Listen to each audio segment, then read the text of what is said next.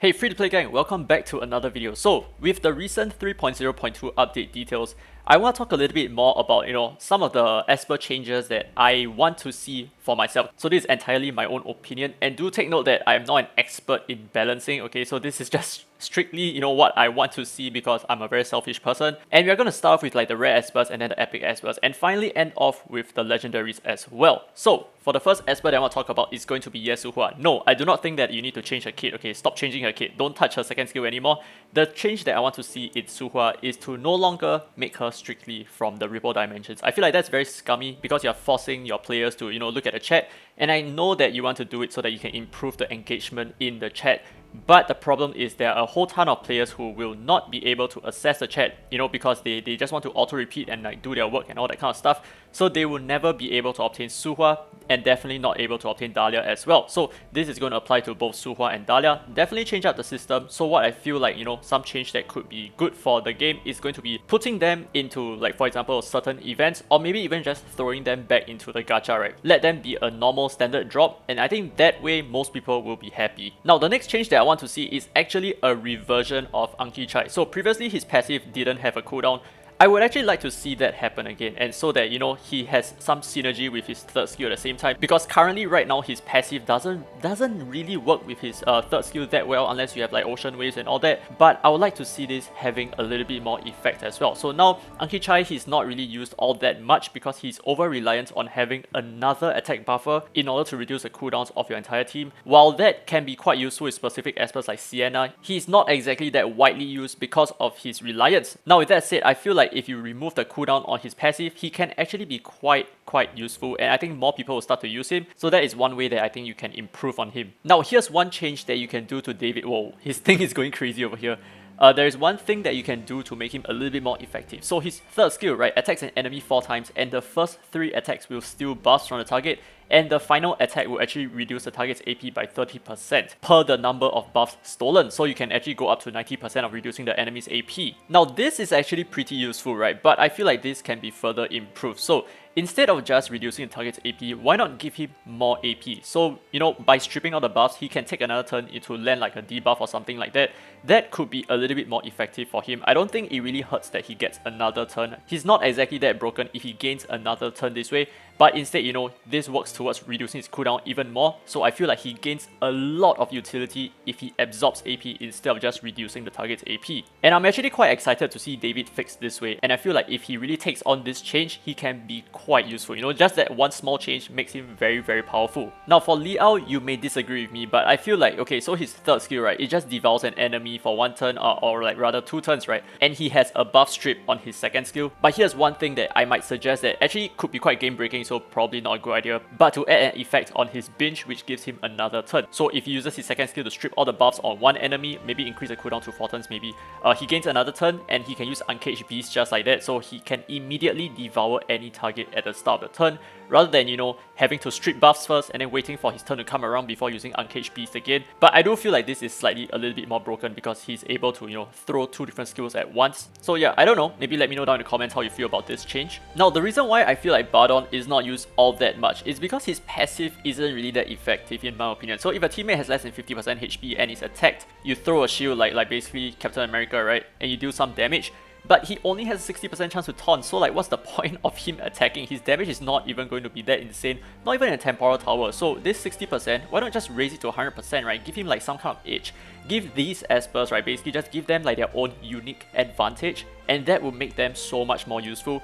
He has so little advantage because this is only like 60%, and to add, right, most enemies are like immune and all that, so it's already so difficult for his passive to even be useful, let alone have such a low proc rate. So this is like the main change that I want to see in Vardon. Now just one small change for Hall. Okay, so his passive, right, I don't think I want to change any of his kit at all, but the thing that I really want to see is that when he uses his counter attack, the animation is actually a lot shorter, because the issue with him is that whenever one of the allies attack, there is like that 1 second delay before he shoots an attack, and that is actually going to delay and lengthen your runtimes by a lot. So because of that, I think that's the one thing that I want to change, you know, like for example, previously when Fafnir just came out, his animation was actually a lot longer, and they were able to amalgamate his shield animation along with the attack animation and all that, which made things a lot faster, made the runs a lot faster. So you know what, I feel like you should do the same thing for Hall, just make his animations a lot more smooth sailing. Like when your ally attacks, he attacks at the same time. I think that is, you know, one very good change for him. Now next on we have Alexa. So previously she worked a little bit differently, okay, so but my main issue with her current setup is that this second skill does nothing much in my opinion. So it balances all allies HP ratio. So if an ally has a Kiss of Nightingale buff, which is the third skill, you then heal them for another 20% of their max HP and reduce all ability cooldowns by 1 turn. So this is kind of nice if they have this effect, right? But without that effect, this skill alone is not very good. Now of course a lot of you guys are going to say that, oh, you're going to have Kiss of Nightingale, then you use this skill, right? Yes, sure, I fully agree. But I feel like, you know, this can be slightly improved as well, because, you know, balancing all allies HP ratios, that is not going to do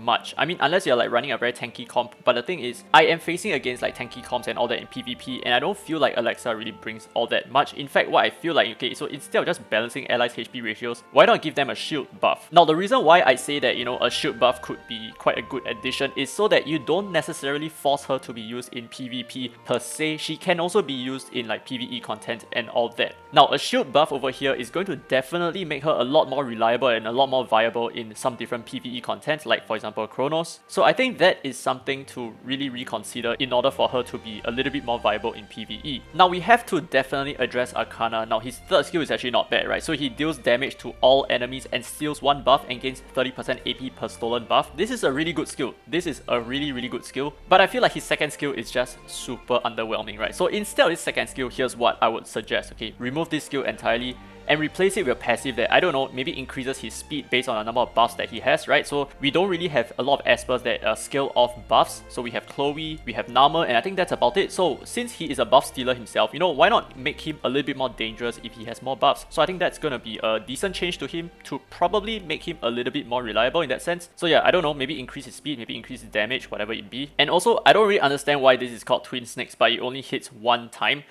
Make this hit twice, man, so that you increase the proc chance of like landing your debuffs and all that. So yeah, I guess these are the 2 changes for him. So that's about it for the epic Espers. We are going to move on to the legendaries, and we're going to start with Tever. Okay, so Tever has one main issue, which is Nico Curse. It is so easy to remove. So basically, if you have any kind of cleanser at all, this is completely nullified, right? So that means he's very useless.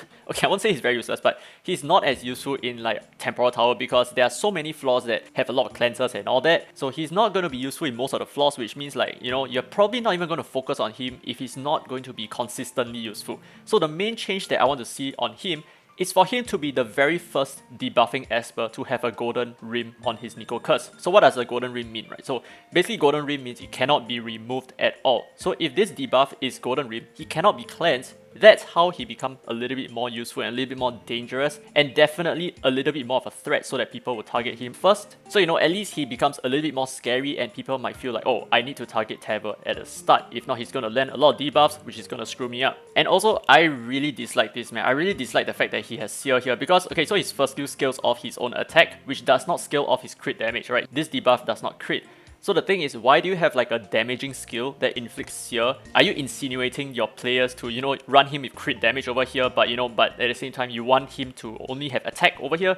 It's a little bit confusing on his kit, and I don't really like the fact that it's so confusing this way. I feel like this can be changed as well, but I don't really know exactly what change I want to see over here on his third skill, so I'm just going to keep it as it is. I just want to focus more on the Nico Curse and make it like, you know, his main selling point such that it's a gold rim debuff, and I think he's definitely going to climb the tier list after that. Now moving on to Cecilia, okay, so she has gone through so many changes thus far, but let me just tell you exactly how you're going to make her really useful, okay?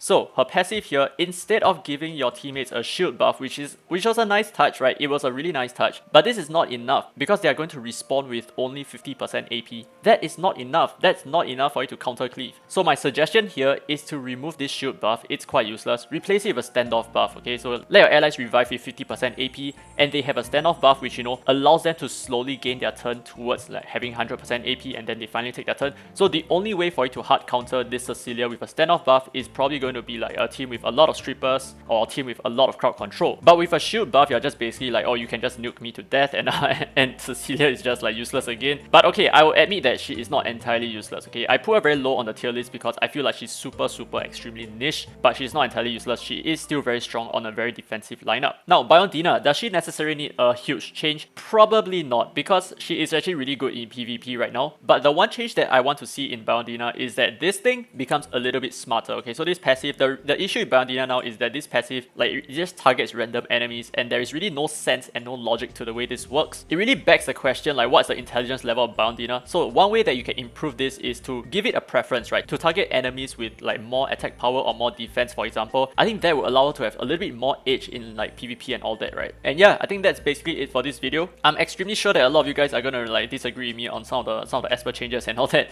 Could be a little bit broken and I fully understand. But do let me know down in the comments below if you have any other suggestions, or maybe like there is something that you really strongly disagree with whatever that I said. Do let me know down in the comments as well. Now, hopefully you guys enjoyed this video. If you did, don't forget to leave a thumbs up. It really helps the channel, and subscribe for more Dislyte content. Now, this has been Daddy Free to Play, and as always, I will see you in the next video.